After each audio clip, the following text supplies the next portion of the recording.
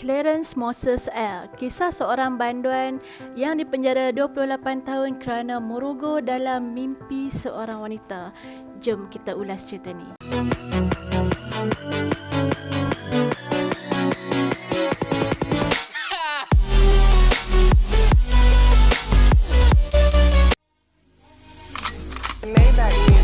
Can anybody out there hear me? Hear me? Hai, Assalamualaikum hampa. Welcome to Shu Channel. So hari ni Shu nak cerita tentang seorang lelaki yang terpaksa menghabiskan usia mudanya di dalam penjara tanpa melakukan kesalahan. Mesti hampa hairan kan, pasal apa dia ni boleh masuk penjara tanpa berbuat kesalahan? Sebagai orang kebanyakan, kita mengharapkan sistem keadilan yang dibentuk oleh mahkamah, polis dan pengamal undang-undang dapat melindungi diri kita daripada risiko didakwa atas sesuatu kesalahan yang tidak kita lakukan. Pada Shu, ini adalah kes yang unik melibatkan seorang lelaki bernama Clarence Moses L yang didapati bersalah atas tuduhan rogo sehingga memenjarakan dia selama 28 tahun. Untuk pengetahuan hampa kan, dia ni dibuktikan bersalah berdasarkan mimpi si mangsa. Adakah kenyataan yang diberi berdasarkan mimpi ni boleh diguna pakai dalam mahkamah kita? Jom kita tengok klip video ni. In 1989, Moses L., who was African American, was sentenced to 48 years in prison after a woman said she dreamed he was the man who raped and beat her in the dark. The victim was raped and badly beaten in her apartment. Initially, she named 3 men she'd been drinking with that night as her possible attackers. None of them was Clarence Moses L. Police never investigated the other men because a day and a half later, the victim said she had a dream that Moses L. was the one who raped her.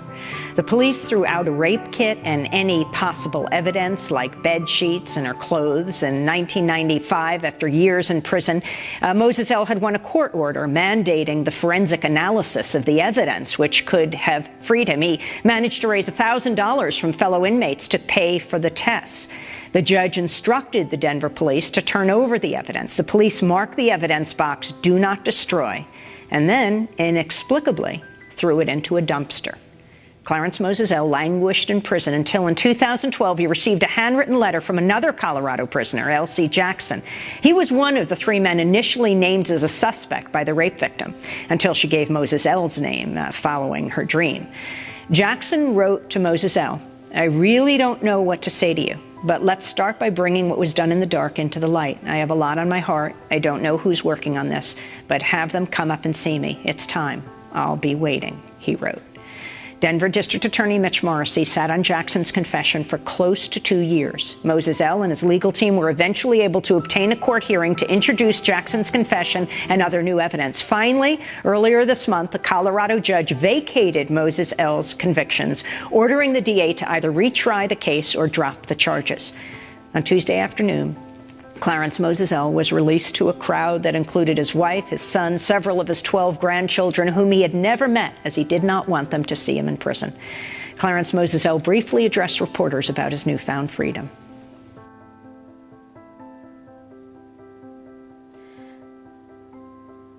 Pada 16 Ogos 1987, seorang wanita berusia 23 tahun yang identitinya masih dirahsiakan sehingga kini.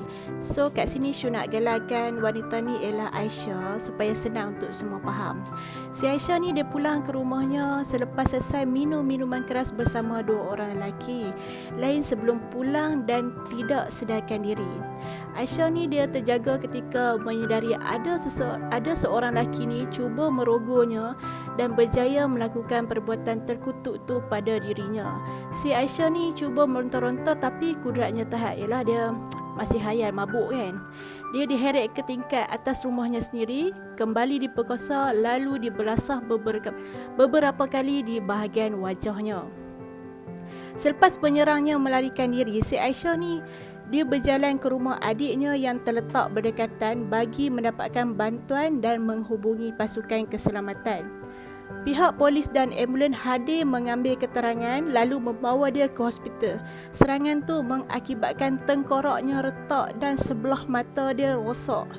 Dalam keterangan yang diambil oleh pihak polisi, Aisyah ni dia bagi tahu yang dia gagal mengenal pasti penyerangnya disebabkan suasana yang waktu tu gelap. Tapi dia tahu yang penyerang dia tu juga berkulit hitam dan berambut ikat. Sehari mendapatkan rawatan, Aisyah yang pada ketika tu berada di bawah pengaruh ubat, dia mengalami mimpi di mana dia mengalami sekali lagi insiden rogo tu. Tapi yang dilaluinya kali ni berbeza. Dalam mimpi tu dia nampak wajah penyerangnya itu. Dia adalah seorang lelaki yang si Aisyah ni kenali, yang di mana turut tinggal juga dalam area kejiranannya tu. Lelaki ni bernama Clarence Moses L, yang ketika tu berusia 31 tahun. Fakta mengenai mimpi tu memberikan polis ni panduan pertama bagi mereka untuk menyelesaikan kes tersebut. Thank you for stay tune hampa. Syu nak kongsi dekat hampa klip penjelasan tentang pertuduhan berasaskan mimpi yang mana kita sendiri pun fikir tak logik kan, tapi mahkamah tetap menerima sebagai bukti. Jom kita tengok. His dream became a man's 30-year nightmare. We're talking about the case of Clarence Moses L., who was convicted on the basis of a woman's dream that he was the one who raped her, although the day before she had named 3 other suspects who she'd been drinking with that night. In 2012, one of those men that she originally named wrote Clarence Moses L. a letter in prison saying he wanted to come forward. But that was more than 2 years ago. Clarence Moses L. joins us in this exclusive interview as we broadcast this show. Today, he is in Denver, and Eric Klein joins us, his defense attorney. Eric Klein, can you talk about 1995, when the evidence the police gathered and kept for years after Clarence Moses L. requested it, and a judge approved the request, was destroyed, actually put into a dumpster with the wording on the box, "Do not destroy"? And then why in 2012, when L.C. Jackson wrote Clarence Moses L. this confession letter, it took more than 2 years for Clarence Moses L. to get out of jail, for a judge to vacate his conviction? Well, Amy, one of the real tragedies here is that Mr. Moses L. should have been freed more than 20 years ago. That DNA evidence, there was evidence present that would have definitively identified the true perpetrator here. And Mr. Moses L. had that opportunity. The district attorney's office should have been interested in that as well, and could have tested it themselves at that point. And I think that today, the Denver District Attorney's Office really needs to ask itself, why would Mr. Moses L. seek to conclusively identify the true perpetrator of this offense unless he's absolutely innocent? And it's a horrible tragedy that what happened to the victim in this case, and it's a tragedy that's compounded by the fact that the wrong man was prosecuted and was incarcerated for all this time. And then come to 2012, when Mr. Jackson came forward. At that time, Mr. Moses L's attorney, who was on the case, investigated, spoke to Mr. Jackson. He admitted his involvement. In 2013, a motion was filed on Mr. Moses L's behalf to obtain a new trial, and that's what the law would allow, for a judge to order a new trial. The district attorney's office opposed that, and actually opposed even allowing Mr. Moses L. an evidentiary hearing on this claim and on Mr. Jackson's admissions. This summer, so a judge granted Mr. Moses L. a hearing, and that hearing was held this summer. At that time, the judge heard from L.C. Jackson, heard from Mr. Jackson's girlfriend at the time in 1987, who he was living with and who was a neighbor of the victim, and who testified that Mr. Jackson was gone from her home during the crucial period of time when the victim was attacked. The judge also heard from an expert forensic biologist, because we were able to obtain a saliva sample from L.C. Jackson, and the forensic biologist was able to determine, based on the blood typing that was done back in 1987, even though DNA testing wasn't done, that Mr. Jackson's blood type was consistent with the evidence in this case, and that there's a far greater likelihood that the perpetrator was somebody of that blood type than somebody of Mr. Moses's blood type. Mr. Moses's blood type is absolutely inconsistent with the evidence in this case. I mean, what's astounding right now is Okey, hampa. LC Jackson ni merupakan salah seorang lelaki kepada Aisyah yang turut sama mabuk pada malam kejadian. Selepas Jackson ni menghantar Aisyah ke rumahnya, kedua-duanya dikatakan bersetuju untuk melakukan hubungan seks secara sedang. Sebelum Jackson yang masih khayal ni menyerang wajah Aisyah ni beberapa kali sebelum beredar. Apabila Jackson ni dia mengetahui bahawa ada individu lain yang didakwa atas perbuatan yang dia lakukan, Jackson memilih untuk berdiam diri dan terus hidup seperti biasa.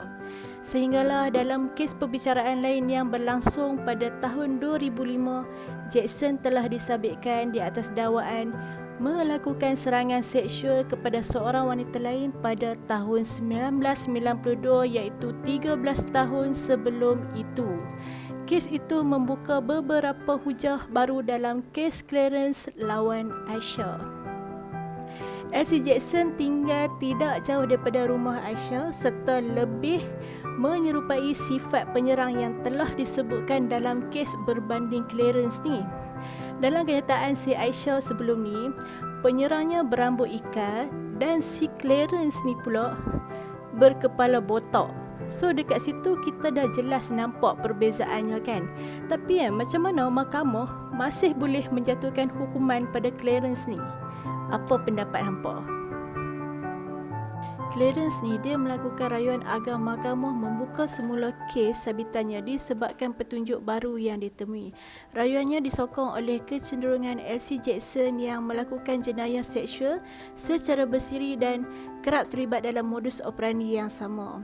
Rayuan Clarence tidak diendahkan oleh mahkamah sehinggalah pada satu hari dalam tahun 2012, LC Jackson sendiri menghubungi Clarence melalui surat agar meminta agar Clarence mengaturkan pertemuan dengan wakil pihak Clarence di penjara yang dia ditempatkan. Jackson ketika tu baru saja meringkuk dalam penjara selama 7 tahun. Sementara bagi Clarence pula dia sudah kehilangan kebebasan selama 24 tahun. Kesian kan? Terpaksa menanggung kesalahan yang bukan dia yang lakukan.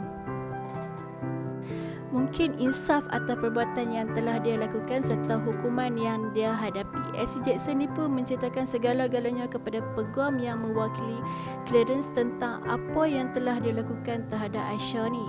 Selepas bukti-bukti baru ini disahkan oleh pejabat peguam Denver, mahkamah membuka kembali perbicaraan terhadap kes Clarence berdasarkan pengakuan penuh Jackson tentang apa yang berlaku pada awal pagi 16 Ogos 1987.